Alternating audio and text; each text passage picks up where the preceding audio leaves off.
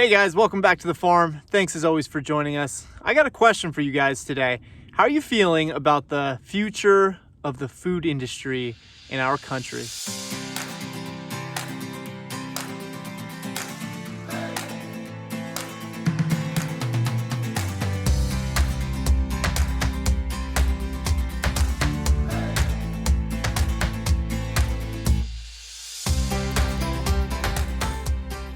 So here we are, guys. It is Saturday, January 18th. Just fed my sheep behind me. We're just a few short days away from the presidential inauguration coming up here Monday morning, January the 20th. And up until this point, you have heard a ton of buzz about MAHA. What is MAHA? Well, if you lived under a rock, it is a campaign led by RFK, who almost certainly play a key role in the Trump administration, whether it be head of health and human services or whatnot. But MAHA stands for Make America Healthy Again. The campaign has pretty much promised all sorts of things, or at least throwing it out there as far as banning or regulating food dyes, seed oils, fluoride, you name it. All things that sound really, really good on the surface. And I must admit, it even has me cautiously optimistic, I will say. But the more you think about this stuff, and even though you know this stuff is toxic, you know that this stuff doesn't belong in our food system, I sit back and think about this as we're only a few days away from potential action on day one. These large conglomerates that make billions and billions and billions of dollars, do you really think that they're just going to sit back, kick their feet up and say, yeah, pass whatever, we'll adjust our manufacturing processes, we'll kill a bunch of these drugs that have been on the market for several years, we'll eliminate all the mechanisms to dispose of our waste in fluoride and seed oils that go into our food streams that we can essentially profit off of. We'll just kind of kick that to the side, not worry about it, and our profits obviously take a hit, no big deal. Do you think that's going to happen?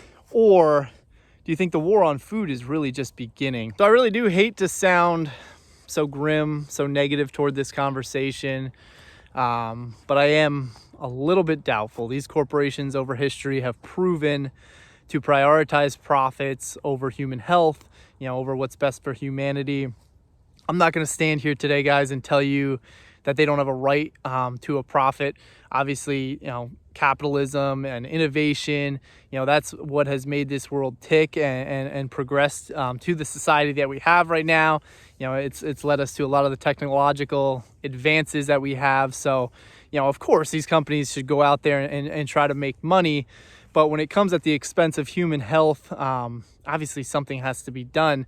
And quite frankly, I just don't want to put it in government's hands. I don't think we should rely on government to protect us. To be honest with you, I don't think government should dictate what we should and shouldn't eat. I think that's a choice that we should make collectively. Vote with your dollars. You hear that all the time in this space. Stop obviously going out to the supermarket and buying this stuff, and these companies will be forced to adjust. They're not going to obviously continue making a product that isn't going to make them money. But the unfortunate part is most people are addicted to these substances. So obviously, guys, I could go down that rabbit hole quite a while, but I'm going to reel it back. I don't want you guys thinking I'm a complete lunatic here.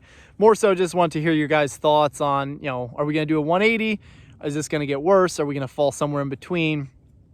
Quite honestly, I'm somewhere in between. I think there's going to be some good that comes from this. I think there's going to be some really bad, quite honestly, from this. And we'll see where it all falls. I definitely reserve the right to be wrong. I'll tell you guys if I am, if we're still doing this in a couple of years. And I also think there's a lot that we should be doing to just kind of mitigate any sort of circumstance and take our health into our own hands. For one, I think all you guys should be raising at least some form of livestock.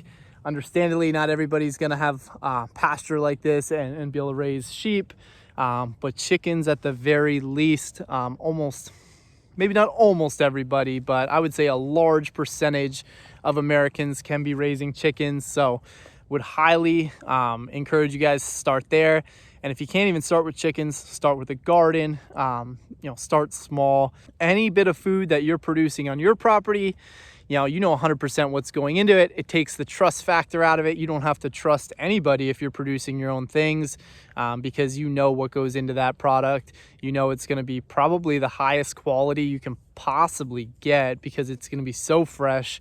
And I definitely think that's step one. And for whatever reason, if you say you're in an urban setting and you absolutely cannot produce anything, well, that's where I would strongly encourage you. Get out there, shake a rancher's hand, find a small farmer.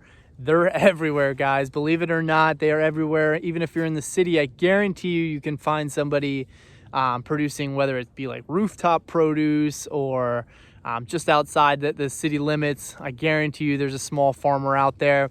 Go out. It's going to take a little bit more work. You're going to pay a little more.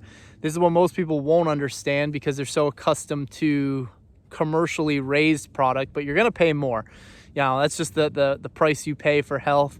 I always look at it, are you paying for health or are you paying for health care? I'll definitely take the first one there.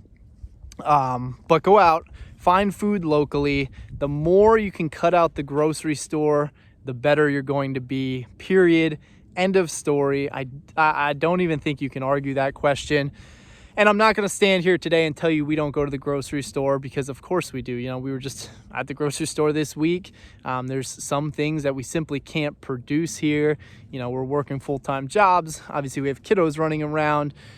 So there's a lot going on in life. I understand that, but the more you can cut out just all the garbage on the inner aisles of the grocery store, all the stuff that, Maha is supposedly going to fix, you cut that stuff out and you're going to live a much healthier and happier life. And again, guys, we could go on and on about this, but just my thoughts today. I want to hear kind of what you guys think is going to come as a result of this, if anything. So again, drop us comments below. And I will say here at the end, guys, I was definitely hesitant to put this one out here, being that it is a controversial topic. Anytime you're talking about health and politics and things like that, you're definitely risking stepping on a landmine.